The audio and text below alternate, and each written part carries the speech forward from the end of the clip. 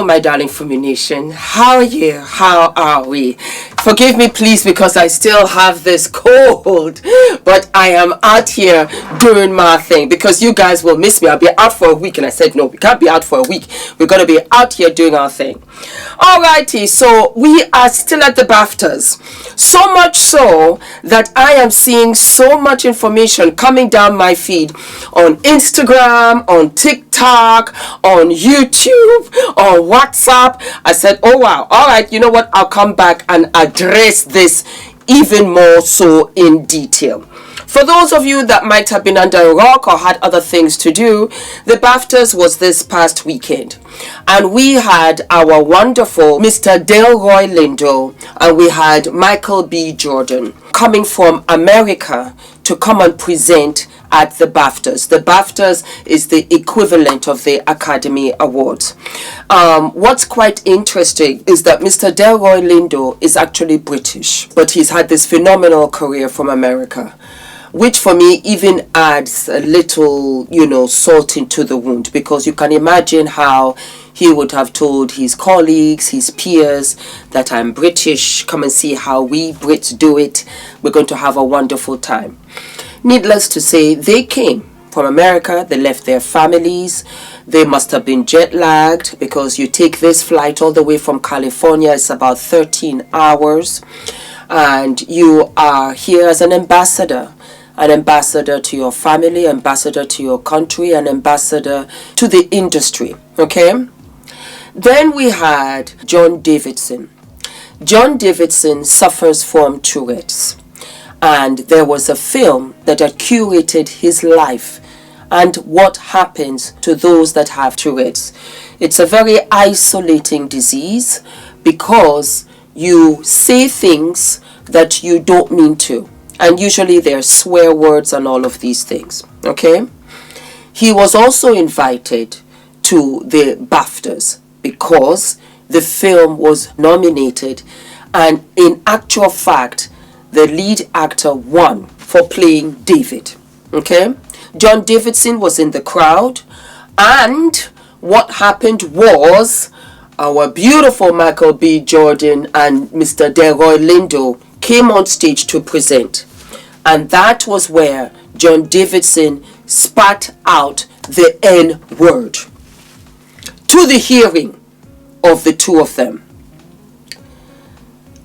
Now, I can see all kinds of clips in my feed about the film Swear, about Tourette's, about how blacks are not empathetic to people with special needs, to Tourette's specifically, that all this uproar is so insensitive. And I had to come out here and address it all over again. BBC and the Baftas did not protect John Davidson or our brothers Michael B. Jordan or Delroy Lindo. When we had Mr. Cummings come out onto the stage, he thanked the crowd for being very understanding. He said, because Tourette's is a condition and I'm so happy that you're empathetic. It has now come to my attention that John Davidson had said the N-word 3 separate times in the audience. Princess of Wales was there with Prince William. And I had said, and I still stand by it, that John Davidson, because of his condition, should have been put in another room so that he could enjoy the show and others that had come could also enjoy the show for the nature of his condition. Why? Because I am absolutely certain that if he had said that the Princess of Wales has smelly private parts, and he had said that 3 times, we would have had ushers that would have ushered him up out of there by strike 2. He would have been out of there. I also felt it was insensitive, again, all of this is coming out after the fact, that nobody went to Michael B. Jordan or to Mr. Delroy Lindo and had said, we apologize for what happened. The gentleman that said these terrible and awful things has Tourette's, and it was not directed to you. Again, Alan Cummins, when you came out, you should have also addressed that the N word is a derogatory word used on blacks, so that every black person in that audience would have been vindicated and would have felt some sort of comfort. And also us, the viewers. I am black. When John Davidson said that, he didn't only say it to Mr. Delroy and to Michael B. Jordan. He said it to all of us. It was as if somebody spat in our faces. And let me tell you, I don't care what restaurant you're in. If somebody spits in your food, you don't even trust the next entree coming out. All you want to do is really go home. Because the Baftas and the BBC did not protect John Davidson. You did not protect him. You threw him out into the deep end and he sank because you did not protect his special needs. And you did not protect the African Americans, the blacks, the Americans, the brown people. You did not protect any one of them. Might I add, because Megan will always be in this chat, and you wanted Megan to come and live here under these kind of disastrous conditions, she wouldn't have stood a chance. At least we have social media where we can speak up and air out how we feel. It was not about John Davidson. And you want to put John Davidson in the chat because you don't want to admit and take responsibility for the carelessness and for the recklessness in which you handled the situation.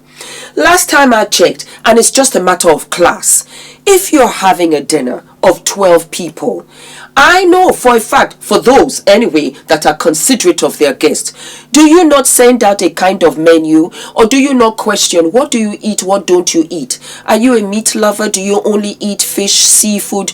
Do you care for chicken? Let us know. Baftas, you should have sent out all of the films, most especially, I swear, to those that were coming from abroad, from those that were coming from America, for those that were black, to say it's very important you watch this swear, and if you cannot, at least please open up and read the information. The gentleman swears uncontrollably. It means that he might say one or two things. We want to prepare you so that you are not shocked, embarrassed, humiliated. Because Michael B. Jordan and our wonderful Mr. Delroy Lindo did a phenomenal job, mind over matter, and they were ready, suited and booted for anything. It's humiliating. And again, it's a matter of what? Humanity. It's a matter of humanity. And you're not getting it. You're not getting the fact that the BBC had 2 hours to sit down and edit all of the content. But when somebody talked about free Palestine, you edited that. Oh, you took time to edit all of that. But you did not care to edit this. I am of two minds. Maybe to show that, oh, that Tourette's is a very serious issue and we want you to understand, at the sacrificial lamb of all blacks. Because what you say to a black person, last time I checked, when I look at myself, I'm black, you also said it to me. You also said it to me. You also said it to me. Or it could be a situation that you don't care. You don't care they're black. And what, please? They always complain. They're a bunch of complainers. You didn't care. We don't matter that much to you that you didn't take the time to edit. Thank you, Father Almighty. I have my own little production. I have a channel here of 850,000 supporters. And guess what? Those are the ones that have subscribed. We have 1.9 million on the back end. The eyeballs that look onto this channel every single month. Do you not think that I will not go and double check to make sure that, you know what, there's something there that might not just be politically correct or might not go down well, or when Adrian comes and says, Mommy, I need to poo-poo. I will not edit that out. Yes, I will. For those that are watching, to make it much more pleasant, a lot of you said, Fumi, when you are working out, it's distracting. I don't like it. All right, I'll put that to the side. Fumi, we don't like people chewing gum. Okay, we're going to take that chewing gum chewing out of it. You did because why? Because I care. Because this might be my channel. Absolutely. But guess what? It is your show.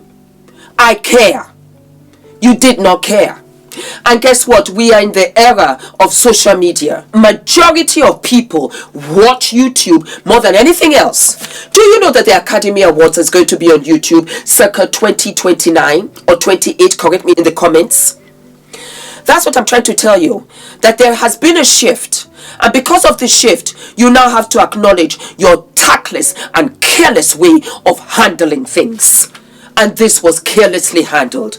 It was carelessly handled with Michael B. Jordan and Mr. Delroy Lindo, who flew all the way from the United States of America to come and present, to come and get dressed, buy tuxedos, lie on beds that are not familiar, regardless of the fact that they are jet lagged, regardless of the fact that they're not familiar with the food, regardless of the fact that they are meeting people for the first time.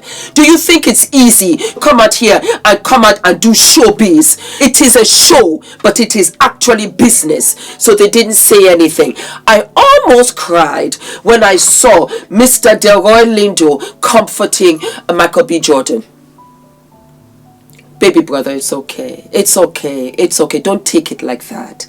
Please continue to enjoy the evening. Let me apologize on behalf of what happened, because you left them out to hang and dry. The carelessness from the BBC, you did not care. You didn't care to edit. You cared what was important to you. And that brings me back, because blacks are not important to you. And you wanted Meghan, the Duchess of Sussex, to stay here. I mean, you really have to think about it. You really have to think about it. Harry said, let go. We're out. He left his home. He left everything he knew. He left everything he knew, and he left because the truth could not be denied.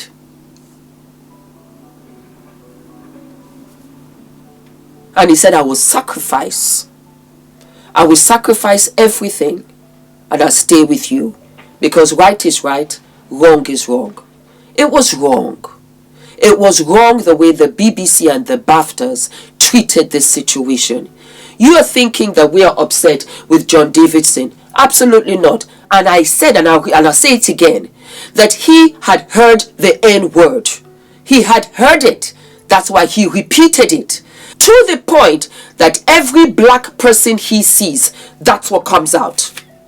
It's correct. He can't help it. So it comes out. It means that he thought about it.